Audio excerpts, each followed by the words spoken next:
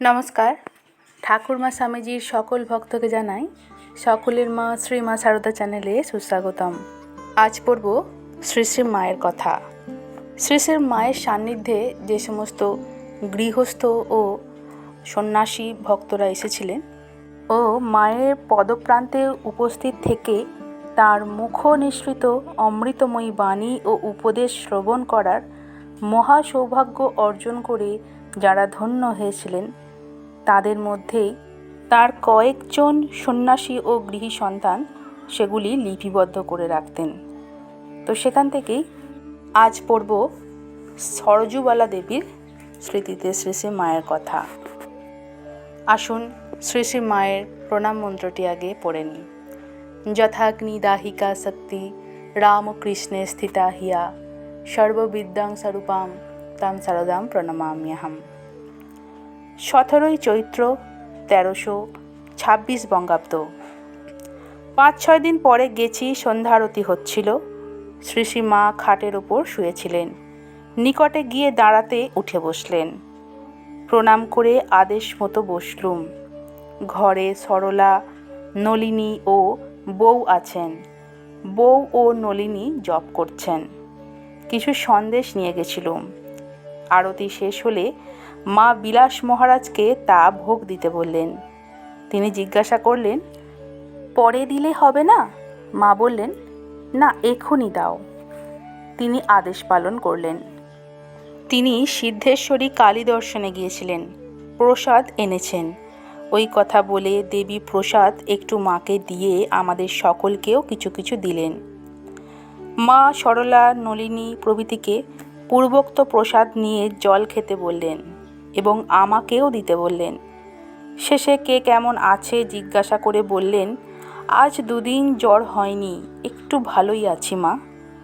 আর মা, এই রাধুর জন্যই আমার সব গেল। দেহ, ধর্ম, কর্ম, অর্থ যা কিছু বলো। ছেলেটাকে তো মেরেই ফেলবার জো করেছে। এই এখানে এসে সরলার হাতে দিয়ে তবে রক্ষে। আর কাঞ্জিলাল দেখছে। কাঞ্জিলাল বলেইছে, ওই রাধুর কাছে থাকলে আমি চিকিৎসা করতে পারবো না।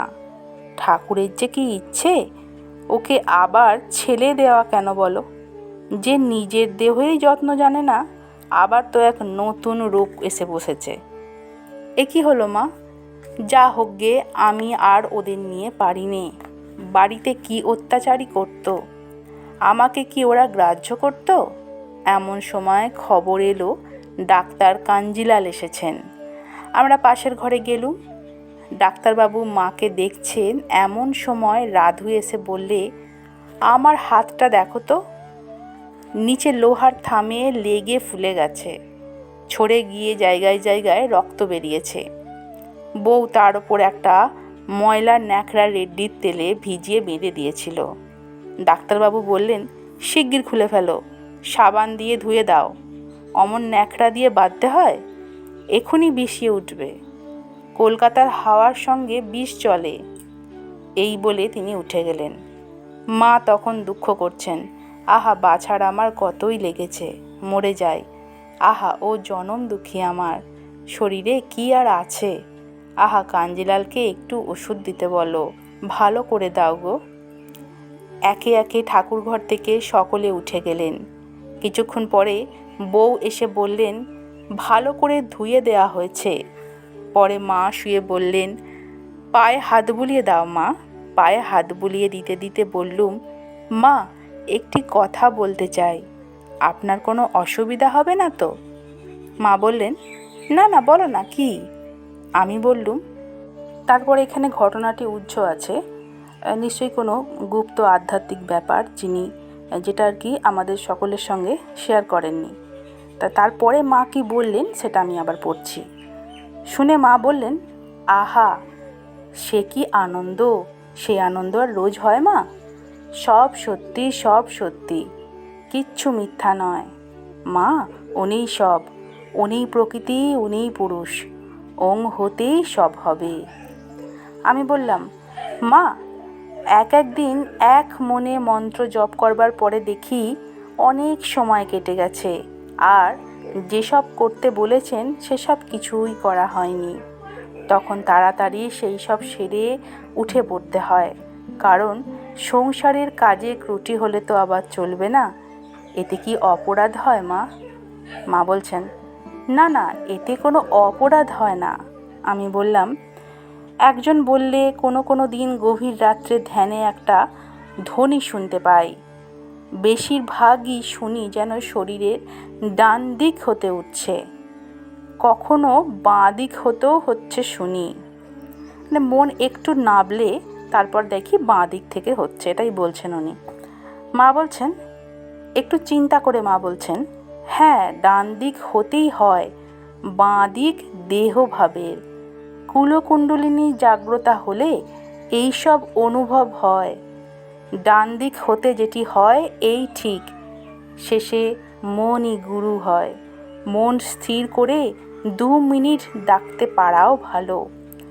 দেহভাবের কথাটি যতটুকু বোঝা গেল তা বিস্তারিত জিজ্ঞাসা করতে ইচ্ছা হলো না। মায়ের দেহ অসুস্থ। বউ এসে মশারি ফেলে দিতে চাইলে আমি বিদায় নেব ভাবছি।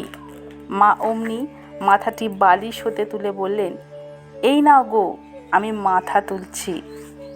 শয়নাবস্থায় নাকি প্রণাম করতে নেই।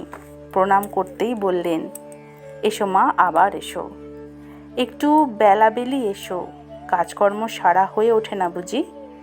দুগ্গা দুগ্গা, এসো মা এসো। বউ মশারি ফেলে দিয়েছে, তবু মশারি হতে মা শ্রীমুখখানি বের করে রেখে বিদায় দিচ্ছেন।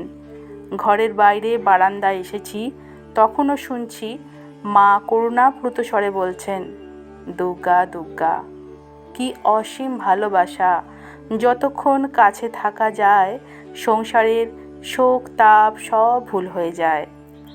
মায়ের অসুখ সমভাবেই চলছে, শরীর ক্রমশ খুব দুর্বল হচ্ছে।